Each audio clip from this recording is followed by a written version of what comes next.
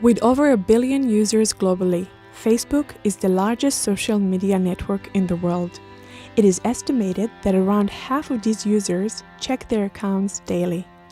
Since its early days in 2004, this platform has grown from a student project to a well-oiled business machine that is valued at over $140 billion. However, with the latest changes in their privacy policy and the growing advertisement on Facebook accounts, the number of people who are leaving the network is increasing. We invite you for a little talk about the pros and cons as we discuss whether to be or not to be on Facebook. Hi Jennifer, John and Michael, and thanks for joining us to discuss your social media habits. Let's start with talking about your reasons for being on Facebook. Well, I found it to be an easy and fast platform to connect with my family and friends, especially the ones overseas.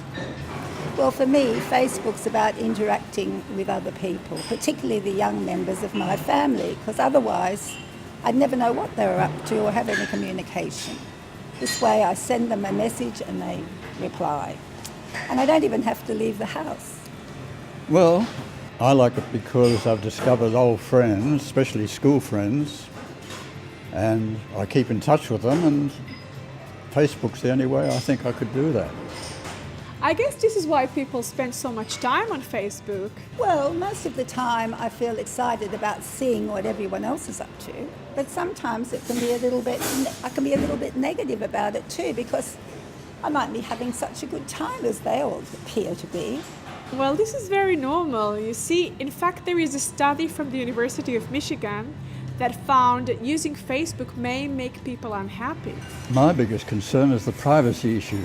Well, there is a lot to be said about Facebook's privacy, but let's start from the basics. By default, the information that you share on Facebook is public, which means that anyone can view your content unless you change your settings. Oh, that's interesting. So you can change your settings. There are 3 ways to control your privacy on Facebook. So it's privacy settings, individual post, and profile. You need to customize your account and take control of the content you share. Let's have a look at the privacy settings and tools. I will show you some simple ways you can have more control over your privacy. This is the sharing icon. Every time you share a status, update photos, or add any other information, you will find this icon. It allows you to choose who can view this content. You can choose between public, friends, only me, custom, and limited profile. And finally, here you can see how to control your privacy via your profile. Do I need to use the sharing tool every time I want to share with friends? Well, if you don't change it, Facebook will automatically use the same settings you used on your last post.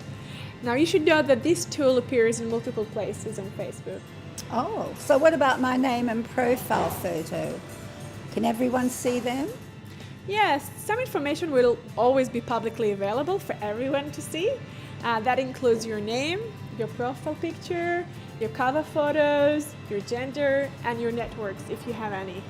Actually, I heard that Facebook shares the information they collect on you with advertisers.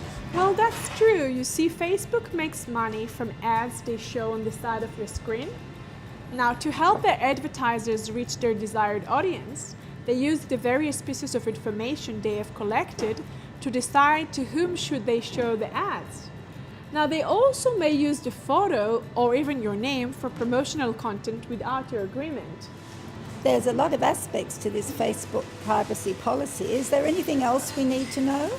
In October 2013, Facebook changed their privacy rules, so you can no longer control whether your timeline could be found when other people search for your name, but you can still block individual users from seeing your profile in a search. Okay, it sounds like we can have some control over privacy on Facebook, but we need to own it and maintain it. And I would recommend you to keep reading and stay updated as policies changes. Well, I wanted to thank Jennifer, John, and Michael for sharing their experiences on Facebook with us today. There are positive and negative aspects for being on Facebook. At the end of the day, Facebook is a business. and you need to think if you accept their policies or not. If you enjoy the social freedom that Facebook gives you and find it to be a pleasant way to communicate with friends and family, keep using the service. Just make sure that you're taking steps to protect your privacy and pay attention to any privacy policy changes. Don't forget, you need to customize your account and take control of the content that you share. Happy Facebooking!